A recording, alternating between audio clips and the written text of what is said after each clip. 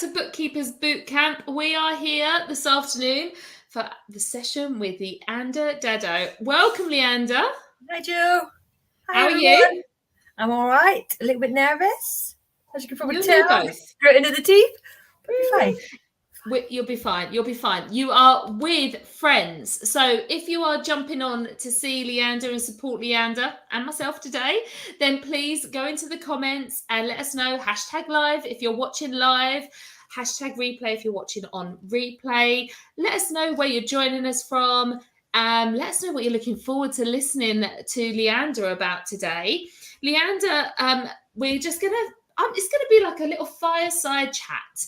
And I'm just going to really ask you lots of questions, grill you a little bit, because everybody wants to know how you have become so successful, what your journey's been, what you've done in the past, where you're going to in the future. So let's start at the very beginning, Leanda. And please ask your questions in the comments. If you've got any questions, make sure you've enabled StreamYard so we can see who you are. And then when we share your comments on the screen, we can see who that is. So there's lots of people joining us, lots of people excited to hear your story, Leanda, and so let's get started. So Leanda, tell us about why you decided to start a bookkeeping practice. So back in 2010, I was 4 years into working for Barclays Bank, training as a bank manager, and it became very salesy. It wasn't about dealing with the customers, chatting to the customers and servicing their needs. It was about how many sales could you make? And that wasn't the job that I wanted. So at that point, I decided that I'd already been doing Ben's books for probably 2 or 3 years anyway, since I left the Navy. And your husband? And my husband, yes, sorry. I've been doing my husband's books for 2 or 3 years. So I decided to go and get qualified. So I started studying the ICB level 1, 2 and 3, as it was back in 2010. It's obviously changed a little since then. Got qualified, went off traveling for 9 months, come back because I was offered a dream job with a local solicitor firm. Started with them in the October, went to the Christmas party, got awarded for being part of the best team in the company. Got very drunk and smashed the award that night. Came in after Christmas, and the first day back after Christmas leave, I was called into the office for what I thought was going to be the my appraisal to confirm the end of my probation period. I was discharged instantly as being overqualified and asked not to mix with any of the staff and to leave immediately. Whoa! At that point, I vowed never to work for anybody again. That company was shut down 3 months later by the Solicitors Regulation Authority. Wow. So what I'm reading in that is that you being overqualified for a position meant that, were you asking too many questions? Yes. We all know solicitors, client accounts, business accounts. Why were wages being paid from the wrong account? Why were directors being given money when it wasn't there? Oh, okay. Yeah. So yes, and I can really relate to that, Leanda, because I was a finance director in a company. I helped them to grow their profits, not just their turnover, their profits. They had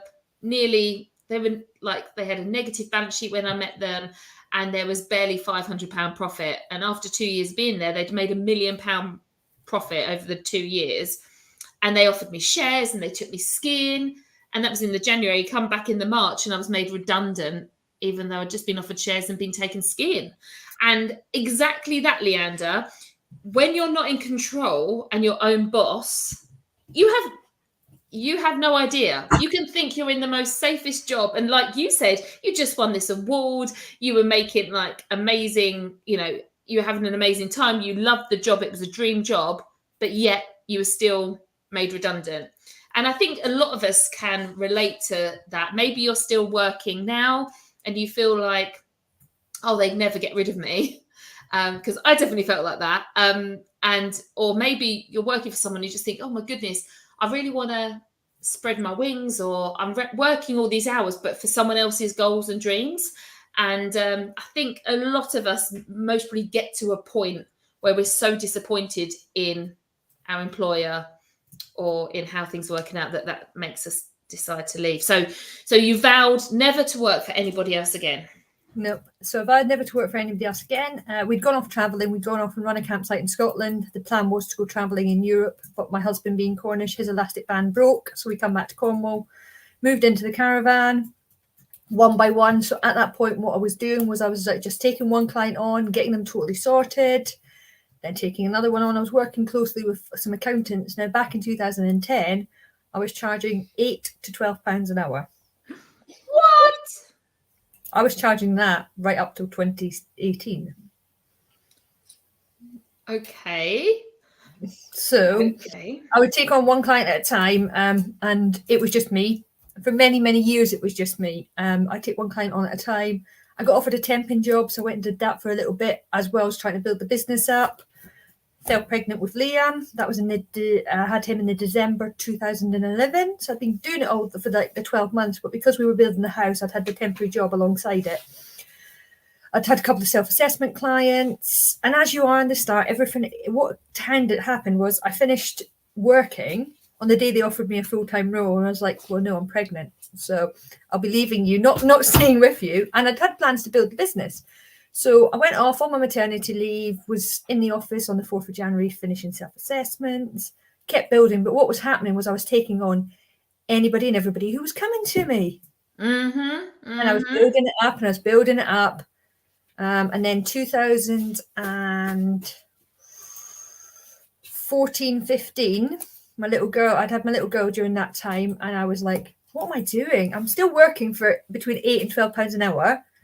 I'm working for a couple of accountants who I'd never really managed to build a relationship with. We couldn't have conversations. There was no feedback. It was just kind of, you're my data entry person, go and do that. That's what I want. And then I kind of was like, my little girl was quite poorly when she was a baby. So she had, they thought it was reflux, but in actual fact, she's got an immune deficiency. And what was happening was we was at the hospital 2, 3, 4 nights a week, throwing up constantly. So I went into practice thinking that's going to be really good and help me. Oh my goodness, I absolutely hated it. First of all, I was asked to wear a suit and high heels. That's not me. I've got my flip-flops on today. I was then put in a room and given a pile of paperwork from the VAT quarter that had just passed and nothing had been entered, and to work on Sage. At that point, I was already using Xero in my practice. So I felt like I was taking a step back. I went in there and was literally just told, right, just get on with the work. And then when I was coming up and asking questions about how to deal with clients, maybe we could get a better relationship where we were working on modern day software, that wasn't liked. And it ended up, I worked out what I was earning and what I was paying in childcare. And I was earning £70 a month, working 5 days a week, dropping my children at childcare at 8 in the morning and getting back at 6 o'clock at night. Oh my goodness. Oh my goodness. And you were coming home to then work for £8 to £12 an hour. Yep, I was working every evening, and then Sophia got really poorly and ended up in hospital, and work asked me to go in one day when she was in hospital. So I went in and handed in my notice. Absolutely. I left with immediate effect. And they paid me till the end because they were asking me to go in when she was in hospital. So I think they felt at that point they were in the wrong. I know that somebody just said to me about juggling. How do I juggle everything? I'm not sure who that was. Yeah, how do I juggle it all, Sarah? I am always busy. If I'm not busy, I don't know what to do. I really struggle to sit down and switch off unless I'm reading a book. I can't sit on the beach and relax. I can go for a swim as long as I'm doing something, it's fine. But I find that I have to be busy, and in actual fact, I get more done. But there's a difference between what I was in the start, which was a busy fool, working for minimum wages and not actually earning, working day and night, and not seeing any benefit. So in 2016, I took on my first member of staff, AAT qualified. Hold my hands up. At that point, I trusted the certificates. And she was with me for 3 years. I didn't have processes in place. I didn't kind of work out what we needed to do and how we checked the work. It was just kind of like we kind of were constantly firefighting. I was never on top. We were just working through what work needed doing. And I didn't have any control. Come January 2018, I lost my younger brother to a heroin overdose. In February, I then lost my sister-in-law to silent pneumonia. literally, we buried her 4 weeks after we buried my little brother. In the August, I then lost my older brother. And at that point, the wheels just come off my business. I'd already employed the AAT qualified, but then I employed Stacey to come in and help me. My mental health really, really suffered at that point. I went straight downhill. I had no control over my business. I had no control over the finances. Between me and the husband, we'd lost nearly 10 members of our family over 2 years.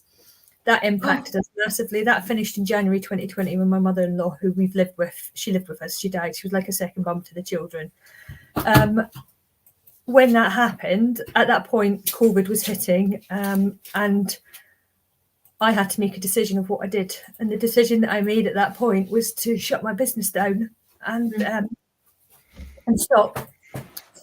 I literally was this close. But without Stacey, I wouldn't have a business here today. So Stacey's the one that's punching.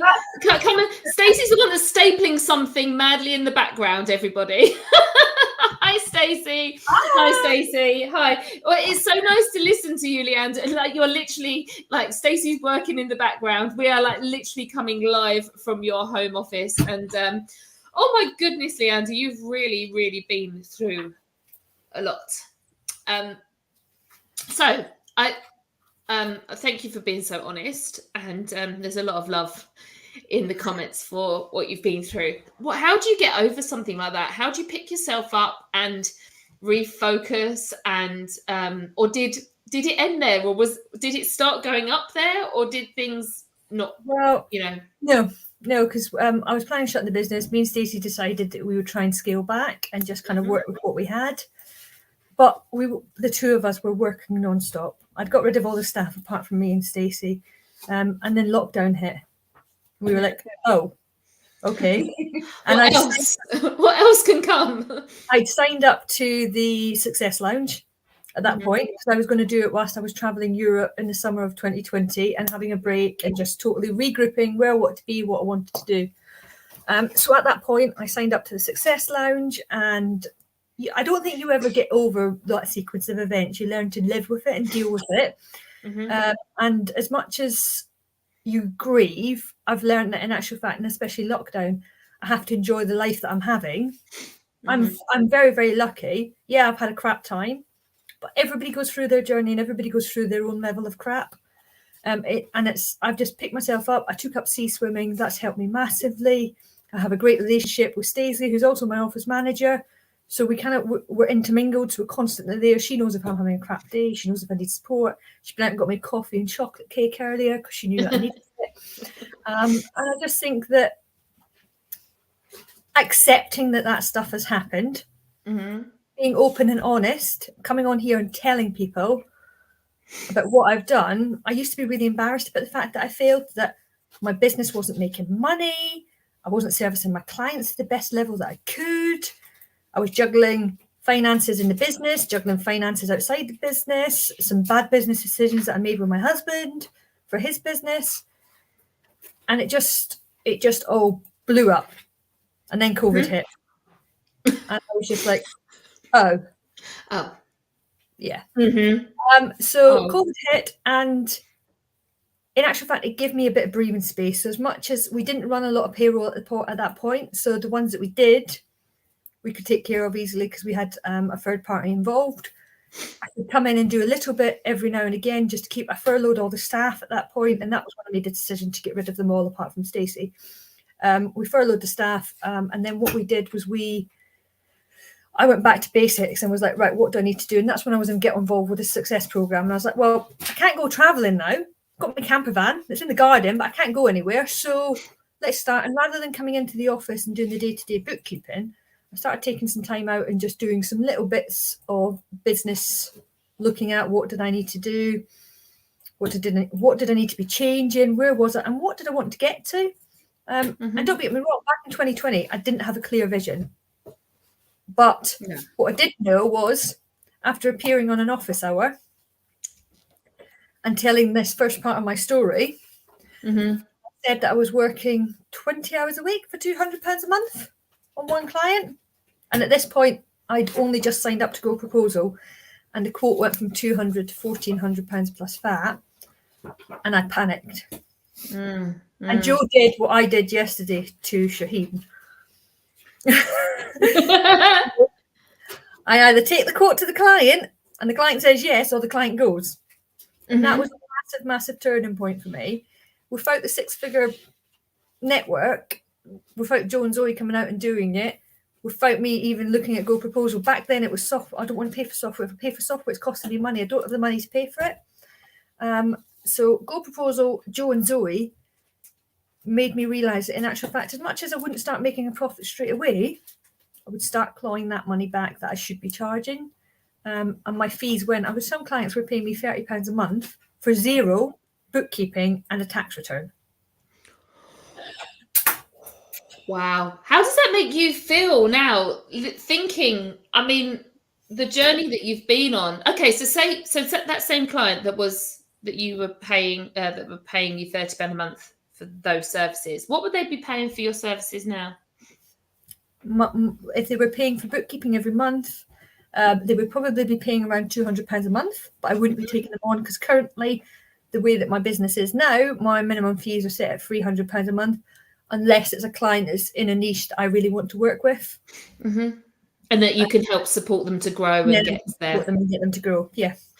Oh my goodness. Joanna's just said it sounds like you're speaking about my business. And I think this is why it's so important to share the bookkeepers' stories behind the scenes, the journeys that we've been on. Because, yeah, I mean, I remember, Leanda, when you first started, you're like a different person now. Your confidence, and what I noticed with you is that everything that you've got out of being in the membership, and the support you've received from other people that maybe were 1 or 2 steps further on than you at that time, maybe not length of time. And this is why it's so important to realize, you know, I've been in business since I was 22, in the industry longer, but like I set up my self-employed business then. It doesn't mean that like 10, 15 years later, I still knew what I was doing because I hadn't done the work.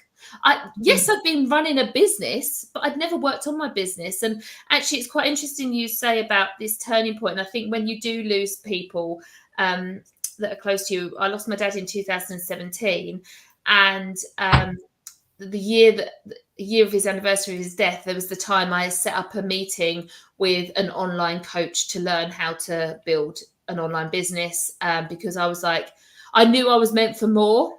And that can all sound a bit big-headed sometimes, but it's not meant for that. I knew I was meant for more, to give value, to share, and I didn't know how to get an audience. And so and then I invested £12,000 in a coach. I didn't have the money. It went on a credit card, and I worked with that coach for a year, and I was still employed at the end of that year. And I felt like, still not put it into practice.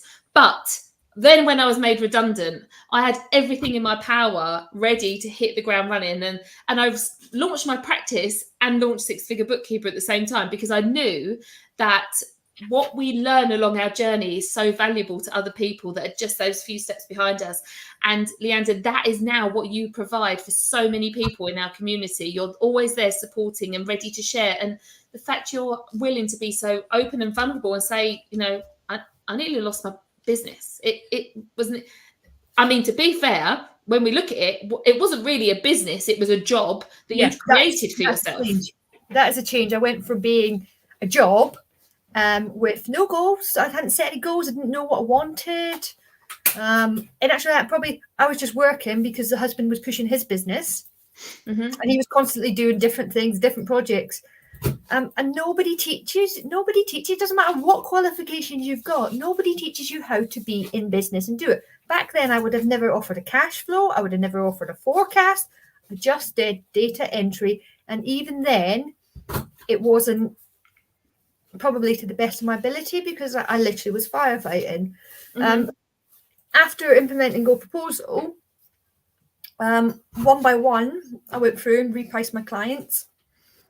Some of them at the minute, they're still on early rates. So it's not an overnight change. I won't make a profit. I might make a small profit this year, but it looks like in actual fact I'll probably still be on a small loss. But next year I will make a profit. And how I did it was literally went through and priced one by one. That client that was taking 20 hours of my time, he didn't accept his price increase. His accountant emailed me in absolute shock that I could ask to charge that. I don't work with that accountant anymore. But actually, what it made me realise was the accountant wasn't valuing the work I was doing anyway. So when I started repricing and go through Go Proposal, did the training, I was constantly on the office hours, I was listening in the group and listening to everyone was doing, listening to Jo's story. And I was like, in actual fact, I've got a chance here. Now, I sacrificed a lot when my children were younger. They went into childcare, I was working all the time. So in actual fact, I thought, right, okay, what do I want from the business? From the business, I want to work school time and have my holidays off, but also to be able to provide them the life that I didn't have as a child. So obviously I live in Cornwall, but I was brought up in Scotland. Kind of describe it, put a mixture of Shameless and Trainspotting together. That's kind of like the background. So I kind of left. The girls are laughing. I left.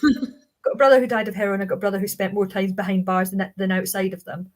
But I didn't want that life for me. So I joined the Navy at 16, and that kind of propelled me to do what I wanted to do. And those life experiences are what have got me to where I am today.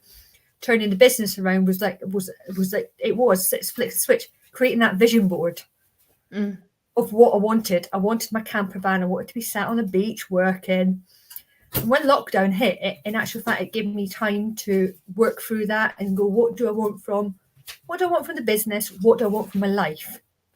Because if I knew what I wanted in my life, I could then work the business around to find that.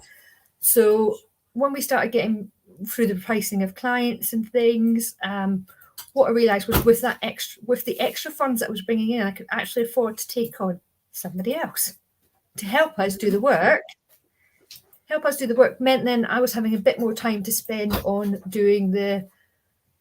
working on the business rather than in the business.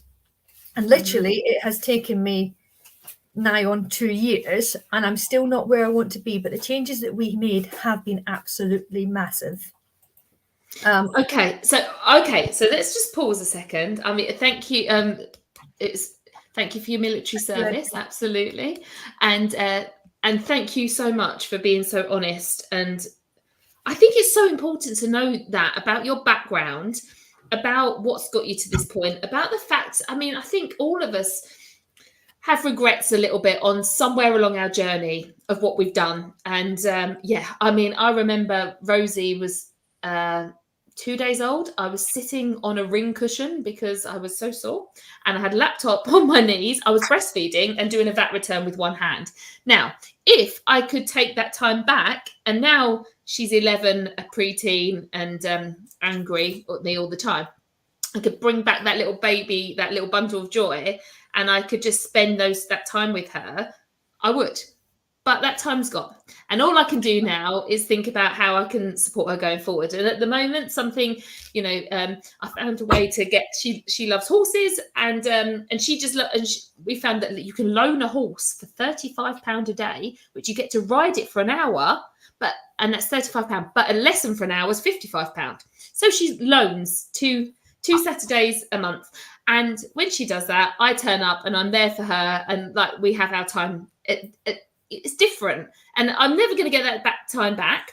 But now I'm very clear about what I want to achieve, and I think we can all feel a bit of regret, but we have to draw a line and realise things can't change in the past. That's how it was. But let's think about how we can. And I think that, I mean, it sounds like COVID gave you that opportunity to draw that line, and then realise that, with all of your experiences and of doing the work, you hadn't done the work on yourself and you hadn't done the work on your business. And that's very much what we realized about when me and Zoe created this, the 6-month success program, was that I've been doing that for 15, 16 years, trying to start practices and not knowing what I was doing. And then by investing in myself, I knew exactly how to build a business and I had to do the business coaching. I've never done that. And this is what makes me so mad, that they give you qualifications and they set you out in the world and go, well, you've got your practice license now, you can run a business. No, you can't. You haven't got a clue what to do. And then you end up getting advice from family and friends who are maybe all employed and never run a business. And then you feel like and you might come to this group and be comparing yourself to other people, but we've all been there. No one wakes up knowing how to build and run a successful business. So someone that's in your position now, like that position where you was at, maybe they're thinking, oh goodness, I've set this up really wrong. I've created a job for myself rather than a business. I have, maybe the kids are at nursery all the time, or maybe I haven't really thought about how I'm going to set up this business for my life. I hadn't thought of that. What kind of questions do you need to kind of sit and ask yourself to realize where your next steps need to take you? The first step you want to ask yourself is, what do you want in life? What do you want your life to look like? And Jo and Zoe go on about this all the time. Without knowing what your vision is going to be, you can't plan on how to get there. And I'd never had that clear in my head.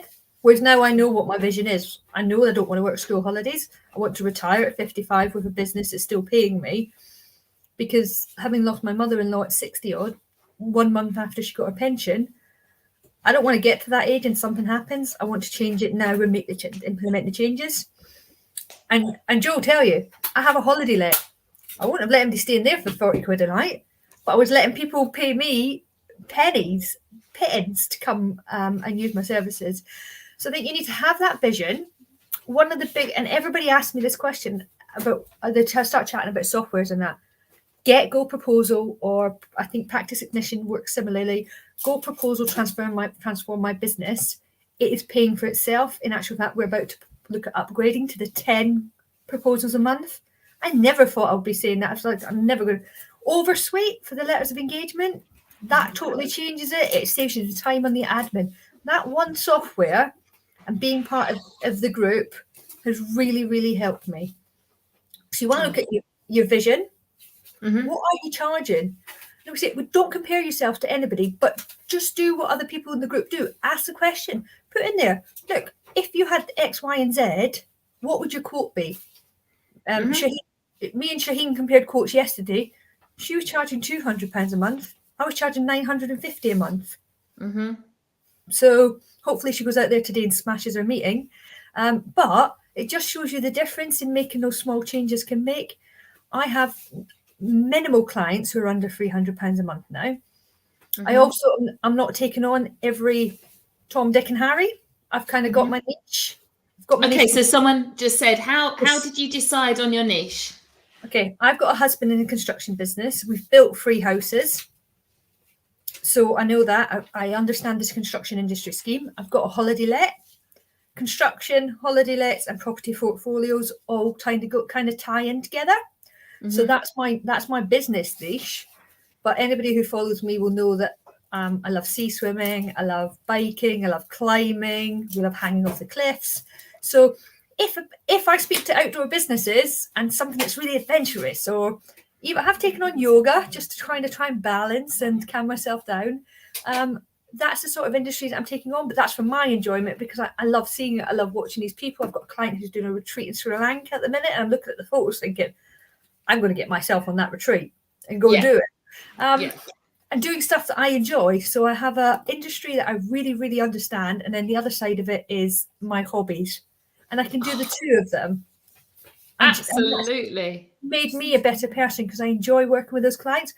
I've got a couple of pain in the clients. Mm-hmm. Pitter. We call them pitter clients. P-I-T-A. Mm-hmm. I've got a couple of pitter clients. I'm not usually that polite. I've got a couple of pitter clients. And I'm in the progress of hopefully getting rid of them. Mm-hmm. So in actual fact, probably over the next few months, they're planning on selling their business.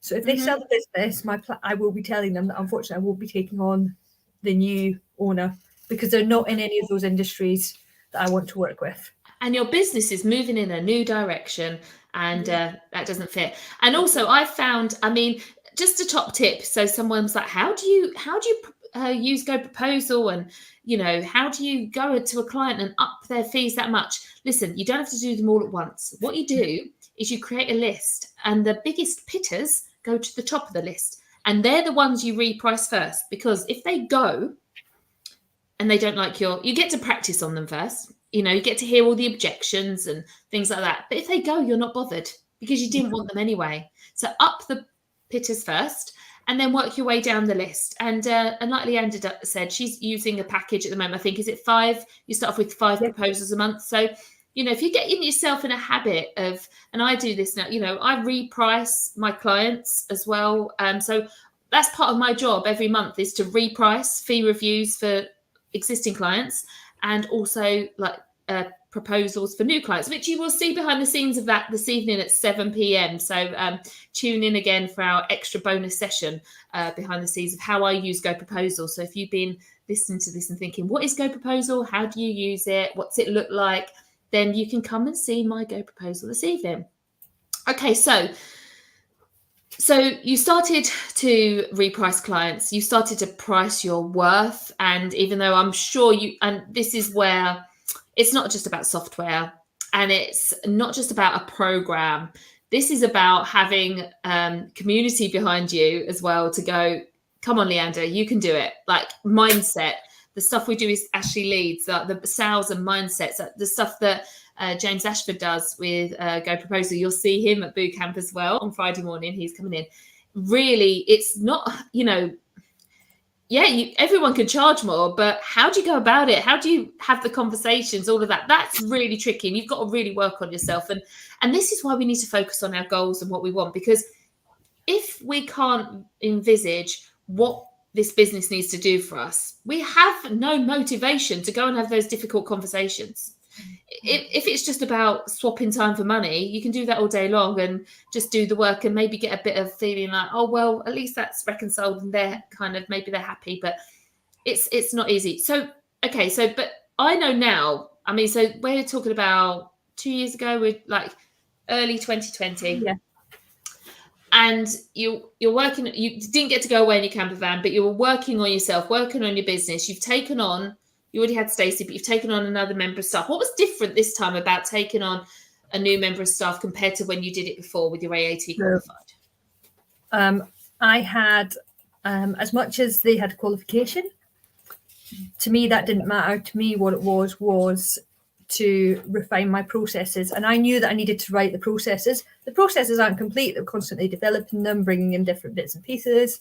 But I knew that we had to have a process in place that when they processed the work, it was checked before it got to the year end and things. Because what was happening is it cost me £4,000 or £5,000 worth of my time to unpick a client's work. One client who I'd got rid of, so I wasn't even earning that money, but I'd had to unpick all that work that somebody had done. That they were hiding journals and doing bits and pieces and that. And because I wasn't checking it properly, I didn't know what was going on. So we had a really strict process in place. Probably too strict if anybody was at the mastermind, because I was checking down to a penny rounding issue. I've let that go now, but I was checking everything. Then we'd reconcile it. We'd check that as well. I had a really strict process in place. If they had an issue, they would message me or they would contact me via Trello, and we'd run through it, trying to offer them training as well. So anybody that's already a member of the group will probably know that I take on bookkeepers who have recently qualified or setting up their own business, and give them, as well as them working for me, I also sort of try and mentor them a little bit, give them new processes, adding in extra checks that we would like them to do, that then hopefully they go on to implement in their business. By doing these extra checks and writing these processes, it's allowed me to go from the summer of 2020, with me and Stacey, to what we're now in the middle of March 2022, and we are a team of 9. Wow.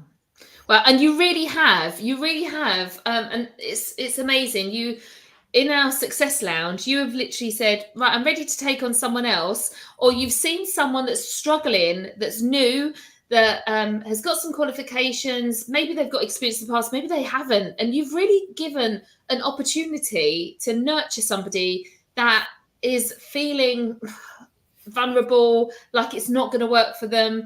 And you've really taken so many of our members under your wing, and that's the other thing about this community, because what you see in them is you see that they've invested in their business. You see that they are turning up to the office hours and our Q&As and asking the right questions. So you're kind of getting to vet these people beforehand and using it as your recruitment tool, which is ingenious. I love it. And I've had to revisit it recently. So recently I had to look at the figures and I was like, hang on a minute, this client's fee and this client's costs are not aligning. And before it really was, I was paying my staff to do the work more than I was earning. So what we've done now is we've got, obviously our businesses have varying pay scales. So I've taken this client from one of the higher level girls and gone, look, A, it's costing me, but also B, this client is a really in-depth client. And in actual fact, it would be really good for one of the new girls to take this client on and really get into it and really juicy, get in there. They're in there 2 or 3 times a week and working on it. But also what you have to spot is as those girls that are subcontracting to you are building their businesses, be able to spot maybe when you're giving them too much. And that's one of the biggest things for me, that some people are getting a bit busier and you just have to look at the work and just go, right, okay, hang on a minute, I've maybe given you a bit too much work. So what I'm going to do is I'm going to scale it back, but we're going to work on getting that work that you're doing to the next level so that you're then learning even more and more. All the girls that work for me, if they've got an issue with their clients, they'll come to me and ask me the question. Anybody in the group knows that my phone's on, message me. I'm very open to answer the questions. Having that in place now is bringing me to my next challenges. So, of course.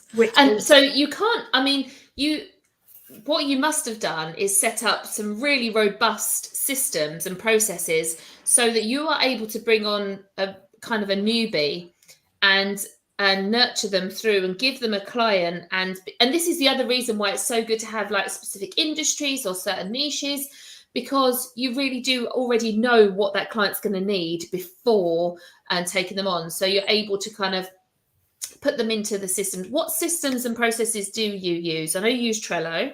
So we have Trello for workflow management. We are looking at implementing Dex Precision for that, but we use Trello. So Stacey sets up boards for all the girls. They've got their clients on there. They put their timesheets onto there and they put all the comments. And also that helps us plan the workflow. So we now have a weekly update where they update what work they've done, what they're looking for and what they're waiting on for us. And that hopefully we'll be able to work with Dex Precision. As a practice management software, we do use Centre. I'm so excited. Penelope Allard is coming to visit me to help me set up Centre next month. Oh my goodness. Love Penelope. So she's coming to stay with me. We're going to go have a swim and she's going to help me with Centre. Oh, how exciting. So we use Centre for practice management. Currently, I'm not in a position where I can get all my staff, whether they be employed or subcontractors, into Centre. I don't feel that financially I can do that at the minute, which is why we use Trello. Then we're 100% zero practice. Don't use any other bookkeeping software. We use obviously Dex Prepare as well. We tend to only use HubDoc for small clients. Some of them are legacy clients, or like Dad, I do his rental accounts. He's not going to pay me for Dex Prepare, so I just put him on that. And what we've started doing in actual fact is using Dex Prepare for those annual clients who we're still not working with monthly, but in actual fact we can just export all of their expenses as an Excel spreadsheet that we use in Tax Filer to produce their year-end accounts and their self-assessments, which is saving me time. And I've got somebody that is now doing all of my self-assessments. Wow. So Leanda, you're now at 9, nearly 10 employees or as a team. And you know that this year you might be breaking even. You're still taking money out of the business, though. Yes. And you're on a path to be more profitable next year. Yep. What are the next? I have no idea how old you are, because you're like, I have no 38. idea how old you're. 30. Okay. So you've got a plan until you're 55 before. Plan till you're 55 to retire. What's the next? What's the next thing in your business that you're going to focus on to help you grow? Is it about the more staff you get, the more clients you get, the bigger you are, and the more turnover and more profit you make? or is there something else that you're going to be looking at to reach those profit levels? So for me, at the minute, it's ensuring that the workload is not too much for each member of staff. So I don't want any of my staff managing more than 4 clients. All of my staff work part-time. So we do. So all my staff work part-time. We're trying to get it that during the holiday. So if it's a 1-week holiday, half of them take the start of the week, half of them take the end of the week. So everybody's got holiday off. In the summer holidays, we're looking at implementing 1 week on, 1 week off, so that it's covered right the way through, and the bookkeeping keeps continue to be done. I take the school holidays off. Stacey will take over more of the management side of it, and I want to go into basically just being the face of the business. I'm going to go out and meet the clients. I'm going to sign up the clients. We're about to put a post up to say that our books are closed until at least June. We just had an influx of 4 clients, and that's enough to get the processes right, get them nailed, keep on top of their pricing, and just let us settle into the rhythm of that before we look to do anything else. I'm also hoping to, going forward, be offering some mentoring to fellow bookkeepers who resonate with my story, who just want a bit more confidence. There's lots of us out there to do it, and I know that for me. So before, when I signed up to the Success Group, there wasn't a coaching element in it. So what I did is I signed up to the Accountancy Millionaire Club, and the reason I signed up to that club was to work with Ashley Leeds, who I've been in touch with for 2 years before I signed up. Obviously, Ashley had his own issues, left shortly after, at which point I also revoked my membership, and had just been waiting for the time period to elapse. I'd already texted him and said, look, as soon as the day arrives, message me, I'm waiting. So when he got involved with 6FB, that was amazing. Was like, right, okay, what do I do now? But speaking to people within the group and doing the office hours and being there and people asking me questions has really helped build up my confidence. So now I want to use, a bit like you've done with me, I want to help those skills, like jumping on a call yesterday with someone and just go running through the Go proposal. It only took me 40 minutes. So you enjoy it. You enjoy it. And I love helping people, but I have to be aware, and this is where I'm probably more aware than I was previously. I have to be aware that is my time. So I have to charge for my time. Yeah. And that's my knowledge and experience that I've built up. And I think until now, I give away a lot of time for free to clients, to friends and that. And I love doing that.